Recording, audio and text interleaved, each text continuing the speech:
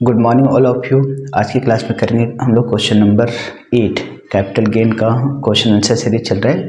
तो इसके पहले अगर आपने बाकी का लेक्चर नहीं देखा है तो लेक्चर नंबर 1 आप ज़रूर देखें, क्योंकि उससे आपको सारी फॉर्मेट रूल्स वगैरह पता चल जाएगा। फिर आप डायरेक्ट क्वेश्चन नंबर 8 भी देखेंगे तो समझ में आ जाएगा। तो let's start question number 8। Shri Saurabh Bansal, a resident individual transfer his following assets in the previous year 2022-23. Details of transactions are given below. Mister Saurabh Bansal ने ये 1 2 3 4 5 अलग अलग एसेट्स बेच रहे हैं, तो आपको उससे होने वाले कैपिटल गेन का इनकम निकालना है। तो अभी हम पूरा 5 नहीं पढ़े, एक एक करके बनाएंगे और नीचे कुछ इंडेक्स इन्फ्लेशन दिया हुआ है। तो आइए देखते हैं ये किस तरीके से बनेगा। नंबर 1 ए नंबर। सबसे पहले जब भी आप क्वेश्चन बनाते हैं तो क्वेश्चन कितना भी बड़ा क्यों ना हो, पहले आप चेक करो कि क्वेश्चन लॉन्ग टर्म का है कि शॉर्ट टर्म, और उसके बाद उसमें देखो कौन सा एग्जाम्पशन वगैरह मिल रहा है।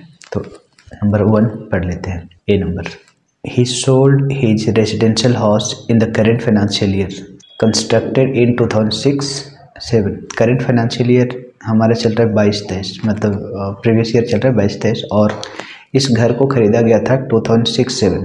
तो जो 2006-7 में ख़रीदा गया था उसको 22-23 में बेच रहे, तो ये लॉन्ग टर्म है। तो सबसे पहले तो हमें पहचानना है कि लॉन्ग टर्म है या शॉर्ट टर्म। उसके बाद आगे देखो, the at a cost of 4,35,000। अच्छा, ये जो घर है उसको बनवाया गया था, कंस्ट्रक्शन किया गया था 4,35,000 by his father. Mister Saurabh, story को समझिएगा, मिस्टर सौरभ बंसल ये जो घर बेच रहा है उसको उसके फादर ने बनवाया था 4,35,000 रुपीज़ में, and inherited by him in June 2010। और उसके बाद उसके फादर उसको गिफ्ट में दे दिए या फिर उसको विल में दे दिए, वसीयत में। मतलब फादर ने जो हाउस बनाया था उसको वसीयत में मिला सौरभ बंसल को। तो सौरभ बंसल को का कोई कॉस्ट नहीं लगा, उसको तो फ्री में मिला है, पापा से उसको मिला है। तो जब भी अगर आपको कुछ विल में या वसीयत में कोई प्रॉपर्टी मिलता है तो उसका प्रीवियस ओनर को देखा जाता है कि उसने कितना में ख़रीदा था। तो सौरभ बंसल का तो कॉस्ट 0 है, लेकिन उसके फादर ने ख़रीदा था उसको 4,35,000, तो 4,35,000 उसका कॉस्ट हो जाएगा, कॉस्ट ऑफ एक्विजिशन हो जाएगा। अच्छा, आगे क्या लिखता है देखो। अच्छा, इस घर को बेचा गया है कितना में? 40,57,925 रुपीज़ में। उसके बाद आगे कुछ खर्च दिए हुए हैं। ही incur 2,90,000 by way of his selling expenses. उस घर को बेचने में सेलिंग एक्सपेंसेस लगा 2,90,000, including 1,16,000 paid to a tenant for getting the house vacated. उसने इस घर को रेंट वगैरह में दे रखा था, तो उसको बेचना था, इसलिए जल्दी खाली करवाने के लिए उसको अपना टेनेंट जो था, रेंटर, उसको भी देना पड़ा 1,16,000। तो ये भी उसका खर्च माना जाएगा, selling expenses. With in 3 months in the same previous year he purchase another house for ₹31,71,150। और ये जो घर बेचा उसके बाद उसने एक नया रेजिडेंशियल हाउस खरीद लिया, तो यहाँ पर उसको एग्जम्पशन मिलेगा। अच्छा, घर खरीदा विद इन 3 months, जब बेचा उसके 3 महीने के अंदर अंदर खरीद लिया। तो रूल कहता है कि अगर आप हाउस बेचे हैं और अगले 2 साल के अंदर अंदर अगर आप घर खरीद लेते हो तो एग्जम्पशन मिलता है 54 का। तो ये इस क्वेश्चन को बनाते हैं। सबसे पहले लिखेंगे long term capital gain, sales proceed, या फिर इसको फुल वैल्यू ऑफ कंसिडरेशन भी लिख सकते हो। इस घर को बेचने से कितना आया, तो यहाँ पर लिखा है 40,57,928 ये घर को बेचने से आया। उसमें से लेस करेंगे सेलिंग एक्सपेंसेस, बेचने में कितना खर्च लगा। तो क्वेश्चन में देखो लिखा हुआ है ना, ही incur ₹2,90,000 by way of his selling expenses including 1,16,000। ये 2,90,000 टोटल सेलिंग एक्सपेंसेस लगा है, जिसमें से 1,60,000 इसी अमाउंट में इंक्लूड है बोल रहे हैं, जो कि उसको टेनेंट को खाली करवाने के लिए, जो उसका रेंटर था ना, उसको मकान खाली करवाने के लिए दिया गया था। तो ये भी सेलिंग एक्सपेंसेस के अंदर ही काउंट होगा। तो आप इसको अलग से नहीं लिखना है, ये 2,90,000 में ही इंक्लूड है बोल रहे हैं। तो 2,90,000 ही आप लिखेंगे। 40,57,928 सेलिंग प्राइस है, उसमें से सेलिंग एक्सपेंसेस 290 माइनस करेंगे, तो जो रिजल्ट आएगा उसको बोलेंगे नेट कंसिडरेशन। 37,67,928 ये हो गया नेट कंसिडरेशन। इसमें चूँकि ये लॉन्ग टर्म है इसलिए माइनस करेंगे इंडेक्स कॉस्ट ऑफ एक्विजिशन। इस घर को खरीदने में कितना लगा था, क्योंकि ये उसके फादर से मिला था वसीयत में, तो इसको खरीदने में कुछ भी पैसा नहीं लगा, तो इसका मतलब ये जीरो नहीं लिखेंगे।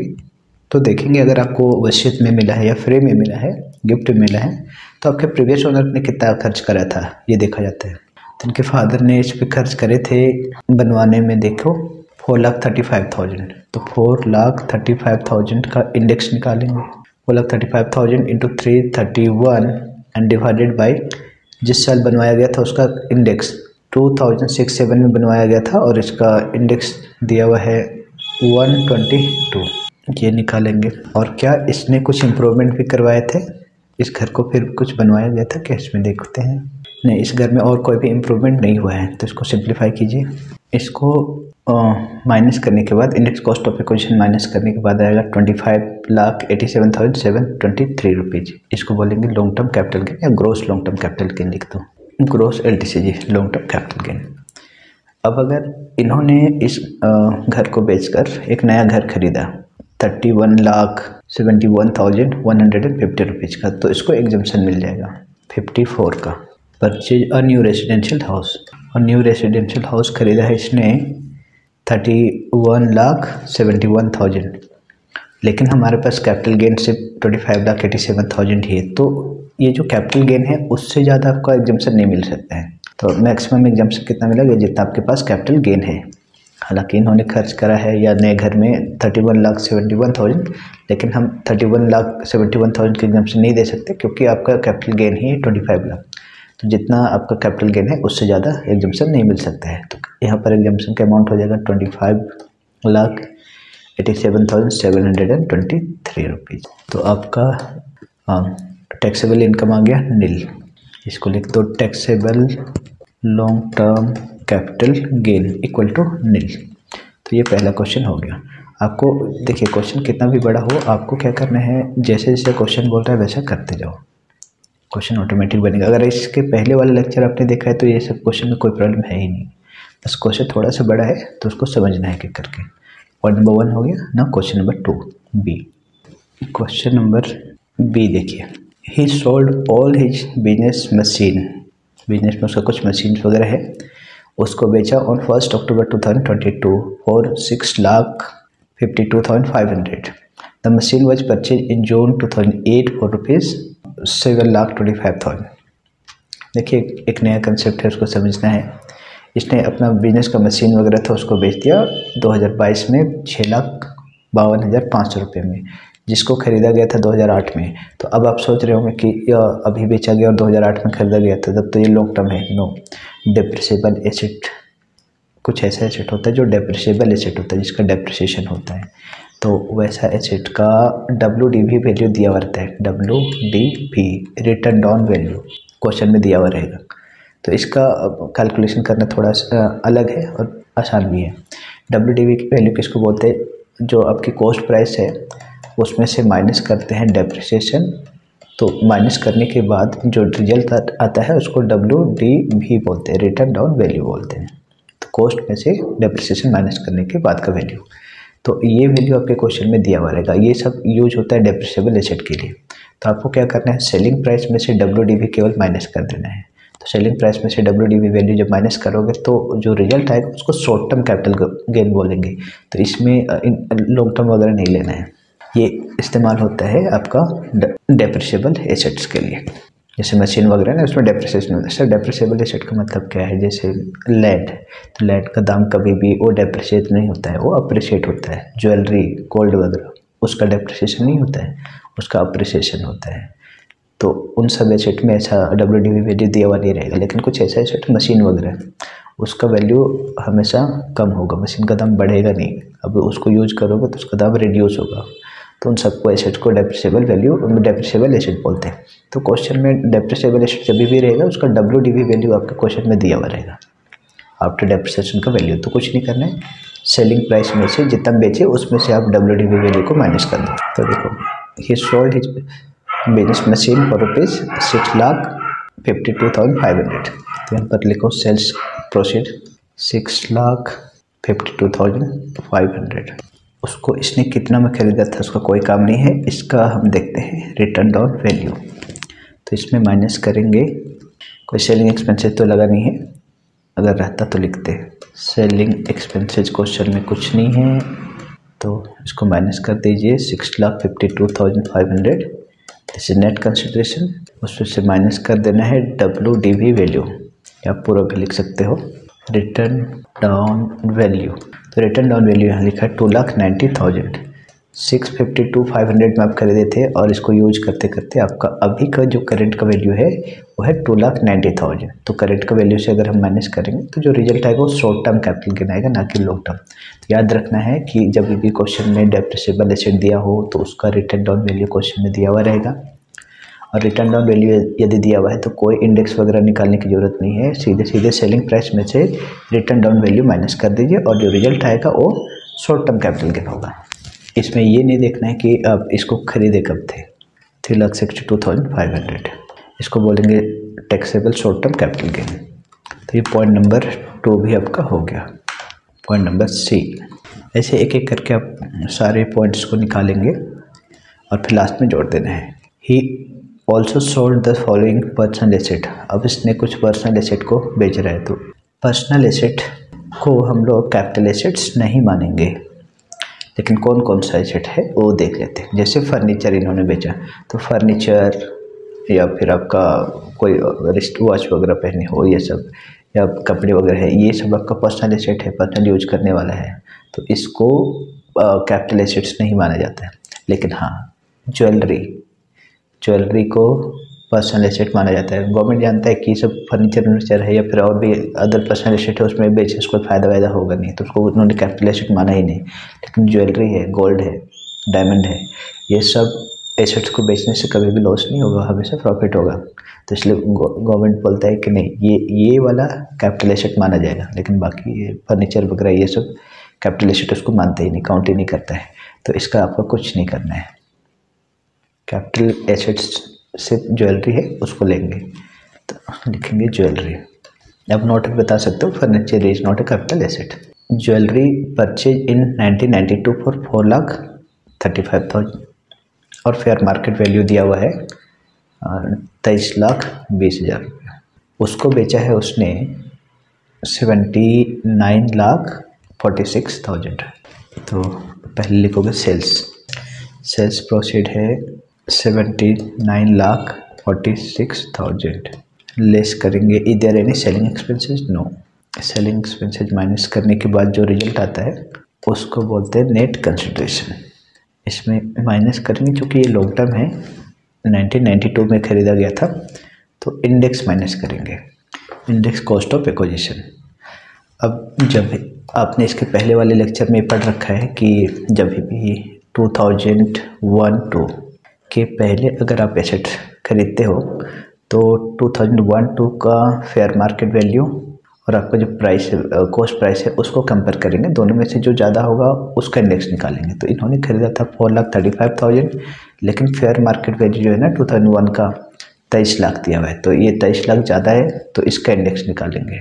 कॉस्ट प्राइस 4,35,000 और फेयर मार्केट वैल्यू फर्स्ट, ये फेयर मार्केट वैल्यू कब करेगा? ऑन 1 अप्रैल 2001 का। इसका फेयर मार्केट वैल्यू है क्वेश्चन में 23,20,000। तो इन दोनों में से जो ज़्यादा होगा उसका इंडेक्स निकालेंगे, विच एवर इज मोर। दोनों में से ज़्यादा है 23,20,000। अब आप इसका इंडेक्स निकालेंगे। ये इस तरीके का क्वेश्चन हम लोग पहले भी कर चुके हैं कि जब भी 2001-2 के पहले अगर आप परचेज करते हो एसेट, तो फेयर मार्केट वैल्यू और उसका कॉस्ट को कंपेयर करते हैं, दोनों में से जो ज़्यादा होगा उसका इंडेक्स करेंगे। तो इसका इंडेक्स करिए 331 डिवाइडेड बाई 2001-2 के पहले का इंडेक्स नंबर होता है 100। ओके, इंडेक्स करने पर अमाउंट आएगा 76,79,200 रुपीज़, और इसको आप नेट कंसिडरेशन से माइनस करेंगे तो बचेगा 2,66,800। इसको बोलेंगे long term capital gain, taxable long term capital gain. ये हो गया taxable long term capital gain 2,66,800। तो ये पॉइंट नंबर C भी हो गया। नाउ डी पॉइंट में देखो क्या है। Sold a building in Noida acquire in 2005-6 for rupees 12,32,500। Acquire किया गया था 2005-06 में खरीदा गया था 12,32,500 रुपये में, और अभी बेचा गया उसको 20,69,754 रुपीज़ में। तो इसको बनाइए, डी नंबर लिख देते हैं। बिल्डिंग, अब पूरा हेडिंग लिख सकते हो, बस हम ज्वेलरी बिल्डिंग इस तरीके से लिख रहा है, पूरा प्रॉपर हेडिंग लिख सकते हो। कंप्यूटेशन ऑफ टैक्सेबल इनकम, अगर आपके पास टाइम है तो आप पूरा लिख देना। इसको लिखिए सेल्स प्रोसीड। सेल्स प्रोसीड हुआ है 20,69,754, उसमें लेस करेंगे सेलिंग एक्सपेंसेस जो कि क्वेश्चन में नहीं है, इसको माइनस कर दीजिए। 20,69,754 बचेगा, ये हुआ नेट कंसिडरेशन। उसमें लेस करेंगे जो कि लॉन्ग टर्म है, इसको खरीदे हैं आप 5-6 में, तो इसका आप इंडेक्स निकाल दीजिए। इंडेक्स कॉस्ट ऑफ एक्विजिशन, ये खरीदा गया था 2005-06 में। 12,32,500 इंटू 331 डिवाइडेड बाई 5-6 में खरीदा गया था, तो 5-6 का इंडेक्स आपके पास दिया होगा 117। ओके, इसको सिंप्लीफाई करने पर आ रहा है 34,86,816 रुपीज़।